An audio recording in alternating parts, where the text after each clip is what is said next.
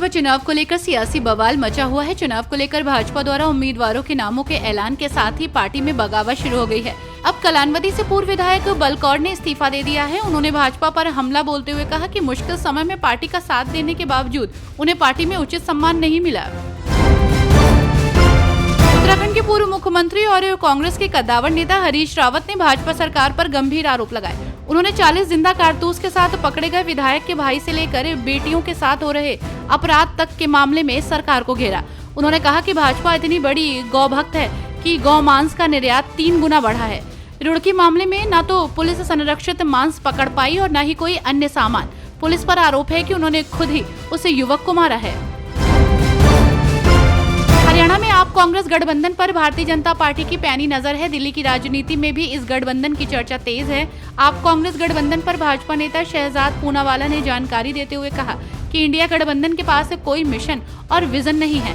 उनके पास सिर्फ अपनी महत्वाकांक्षाएं हैं। वे अपने भ्रष्टाचार को बचाना चाहते हैं, इसलिए वे कुछ जगहों पर गठबंधन बनाते हैं। झारखंड में जदयू प्रदेश कार्य समिति में सदस्यों का मनोनयन किया गया। जेडीयू का ये कदम विधानसभा चुनाव से पहले मास्टर स्ट्रोक माना जा रहा है। जेडीयू ने अपनी टीम में कई दिग्गज नेताओं को जगह दी है। सदस्यों को मनोनीत करने का फैसला प्रदेश अध्यक्ष खीरू महतो ने किया। उन्होंने कहा कि इस फैसले से संगठन को मजबूती मिलेगी। केंद्रीय मंत्री जीतन राम मांझी ने रोहतास जिले के विकास और युवाओं के रोजगार के लिए पहल की है। उन्होंने जिलाधिकारी से सासारात में 20 एकड़ जमीन उपलब्ध कराने के लिए कहा है। इस प्रोजेक्ट पर 2500 करोड़ रुपए की लागत आएगी। तो वहीं दूसरी ओर लोगों को संबोधित करते हुए बिहार के पूर्व मुख्यमंत्री ने नीतीश कुमार की तरफदारी करते हुए तेजस्वी यादव पर निशाना साधा। केंद्रीय गृह मंत्री अमित शाह जम्मू कश्मीर के पलौड़ा में जनसभा को संबोधित करने पहुंचे। इस दौरान उन्होंने कांग्रेस, एनसी और पीडीपी पर जमकर निशाना साधा। उन्होंने कहा कि फारूक अब्दुल्ला को मत जिताना, नहीं तो जम्मू कश्मीर का विकास रुक जाएगा। उन्होंने कहा कि जम्मू कश्मीर में किसकी सरकार बनेगी, ये जम्मू कश्मीर के लोगों को तय करना है। बीजेपी नेता अल्ताफ ठाकुर ने कहा कि उमर साहिब का कल का बयान मुझे लगता है कि वो सिर्फ राजनीतिक लाभ हासिल करने के लिए है। उन्होंने अफजल गुरु का मसला उठाया, लेकिन अगर देखें तो उस समय कश्मीर के मुख्यमंत्री उमर अब्दुल्ला ही थे। फिर भी वो कह रहे हैं कि उन्हें कुछ पता नहीं था। अफजल गुरु एक आतंकवादी था जिसने देश की संसद पर हमला करवाया था।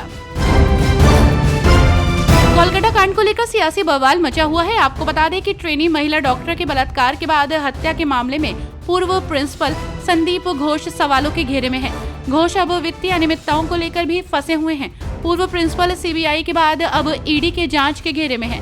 ईडी अब घोष के आलीशान बंगले की जांच में जुटी है और सबूत जुटा रही है। जेडीयू नेता जीएम शाहीन ने कहा कि किसी भी अपराधी को फांसी देने से पहले राज्य के मुख्यमंत्री से चर्चा करना नियम है।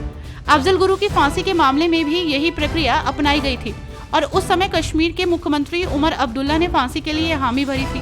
उस समय उमर अब्दुल्ला की सरकार कांग्रेस के साथ गठबंधन में थी और कश्मीर की स्थितियां बिगाड़ने के लिए इन दोनों पार्टियों की नीतियां जिम्मेदार हैं।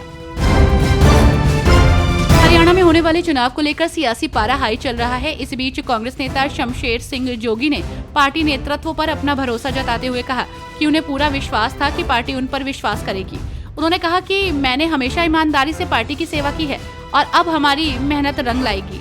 हम पार्टी के नेतृत्व के विश्वास को जीत में बदलकर उनके चरणों में रखेंगे।